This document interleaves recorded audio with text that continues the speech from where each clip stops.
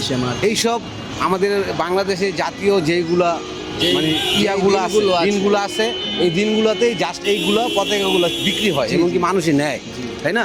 জি, এইগুলো এগুলো এগুলো হচ্ছে গিয়ে আগে নিত, যখন মানুষ না পাইছে তখন নিত।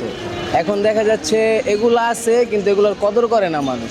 এই বছরে একদিন 2 দিন একটা জিনিস কিনবে, 100 টাকা 200 টাকা 500 টাকায় খরচ হোক, অবশ্যই। টাকা তো জীবনে অনেক অনেক কামানো যাবে, হ্যাঁ, অবশ্যই। তাই না?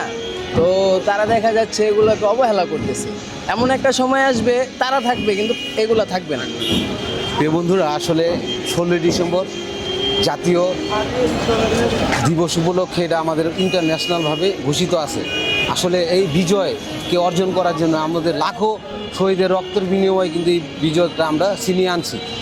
এই যে একটি মূল্যবান পতাকা, এটা হতে পারে কত টাকা দাম? এটা 30 টাকা দাম। হতে পারে 30 টাকা দাম, কিন্তু 30,000 কোটি টাকা দিলেও এটা